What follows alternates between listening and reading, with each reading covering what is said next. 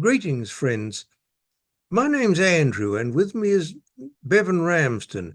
In this podcast by IPAN, the Independent and Peaceful Australia Network, we look at the increasingly urgent need for Australia to end its military alliance with the United States and forge an independent and peaceful foreign policy. That is an urgent need for sure, Andrew. Of course, this would necessarily mean a new self-reliant defence policy for the territorial defence of Australia and the forging of friendly and mutually beneficial relations with the fraternity of non-aligned and neutral nations. The need for Australia to break free from the US military alliance was obvious well before Trump won the US elections, and his policies have only accentuated this need. The leadership of Australia's two major political parties claim that we share the same values as the United States and use that as a justification for continuing the alliance. Is this really true? I would hardly have thought so, actually. The United States is trashing international institutions and conventions of long standing as it imposes on the world its euphemistically named rules-based order, where it makes the rules and gives the orders. It has withdrawn from the World Health Organization and the Paris Agreement on climate change, stopped funding the United Nations High Commission for Refugees, has refused to accept the legitimacy of the International Criminal Court, and is imposing sanctions on this court for finding Israeli Prime Minister Netanyahu guilty of war crimes and urging his arrest. In violation of the United Nations Charter, it has signalled its intention to take over Gaza and expel its inhabitants to surrounding countries. Australia's leaders may share the values that underpin these US actions, but the Australian people certainly do not. Yes, we certainly do not need an alliance with a country which flaunts its disregard for international law and conventions and imperils the peace and harmony of the world's peoples.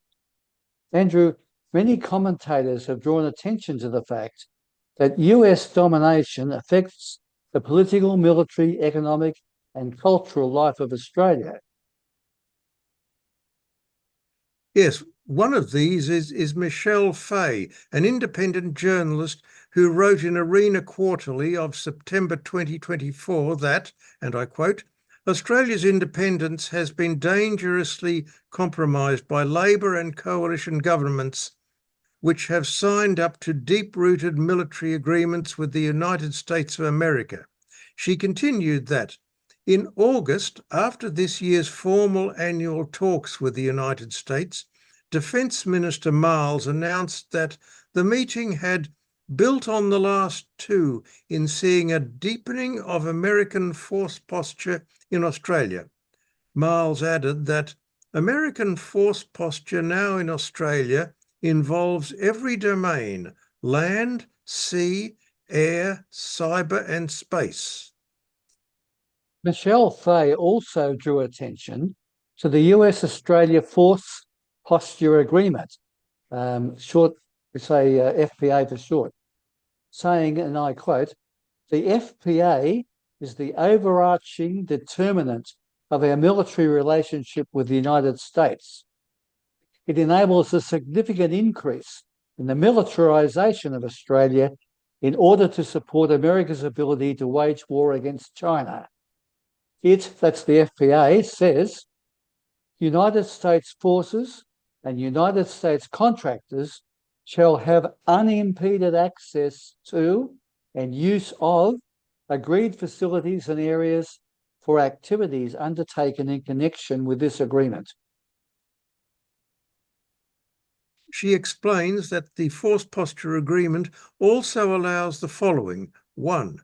Unimpeded access to our airfields and airport facilities for US combat aircraft and bombers, unimpeded access to our seaports for US naval vessels, including US nuclear submarines at HMAS Stirling in Western Australia.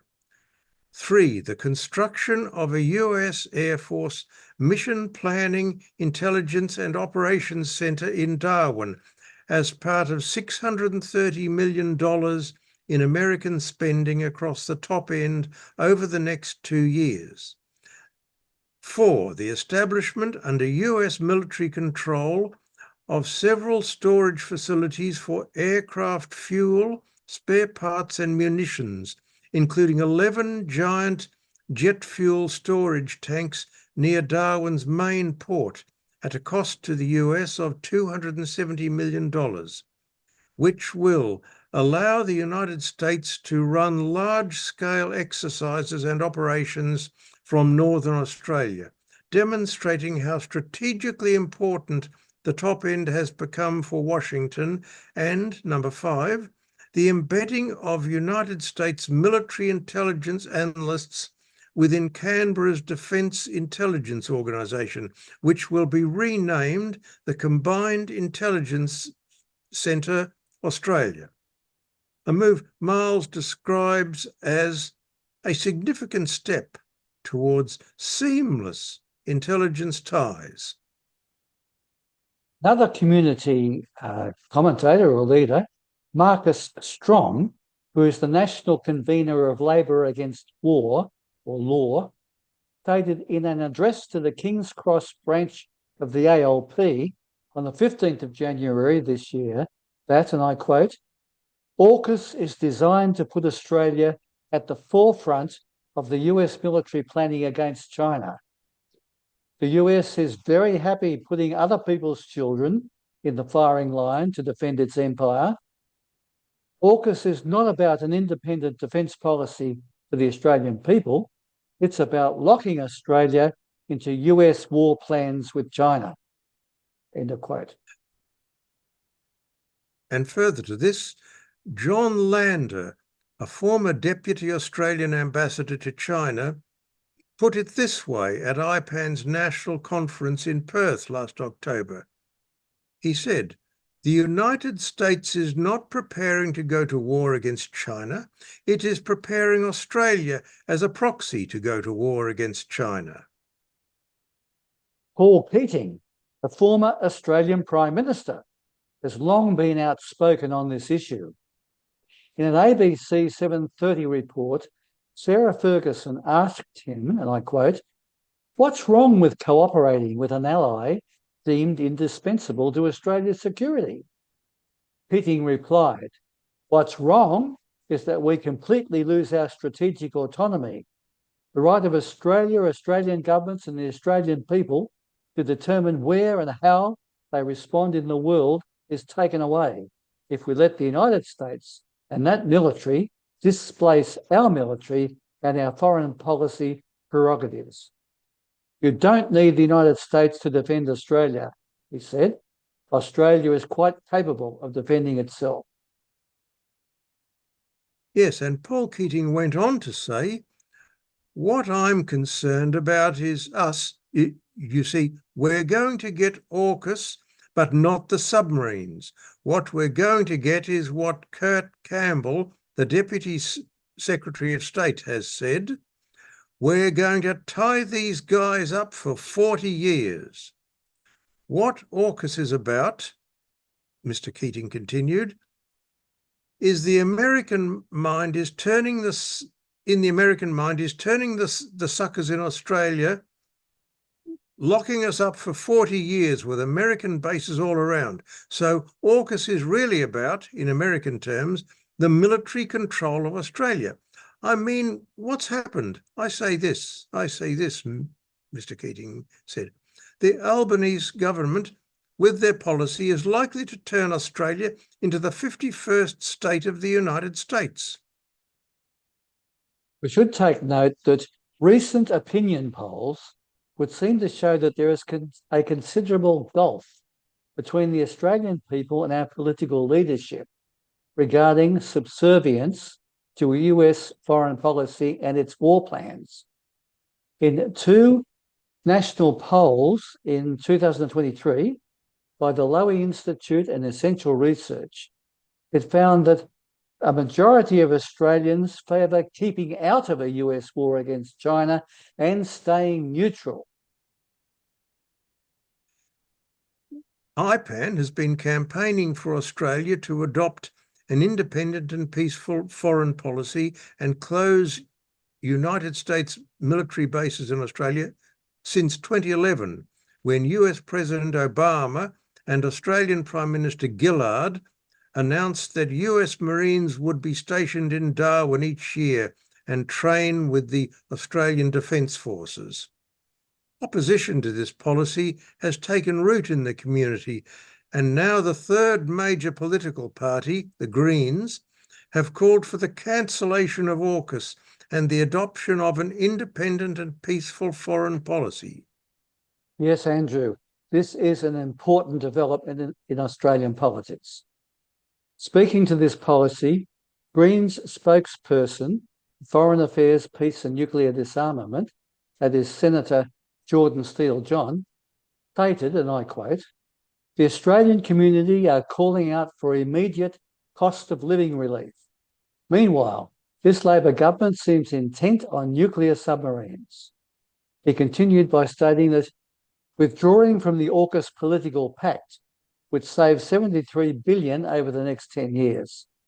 This could be reinvested in programs like seeing the GP for free, dental and mental health, into Medicare, and more public and affordable housing. Yes, and the Greens spokesperson on defence, Senator David Shoebridge, also spoke at the launch of their policy seeking cancellation of AUKUS and for independence and peace. Senator Shoebridge said that, and I quote, "AUKUS will not keep us safe. It was never intended to do that. The purpose of the billions in public funding towards nuclear submarines is for Australia to become an arm of the US military. It has nothing to do with defending Australia." And Senator Shoebridge added that AUKUS is a dangerous gamble that strips us of independence while taking hundreds of billions of public dollars from other essential projects. Being a subservient and dependent ally of the US, it keeps drawing us into their wars, serving Washington's interest, not ours. At its recent 2025 planning meeting, the Independent and Peaceful Australia Network, IPAN, committed to campaign for an end to the AUKUS Security Pact and the termination of the US-Australia Force Posture Agreement. This campaign will be implemented under an overarching aim of independence from the US alliance. For details, our viewers can go to www.ipan.org.au. That is www.ipan.org.au, and look for campaigns 2025.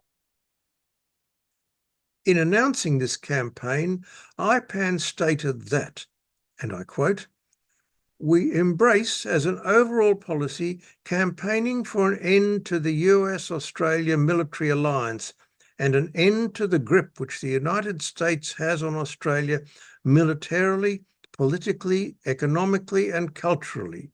This has compromised our sovereignty and quashed any vestige of independence which we may have thought we had.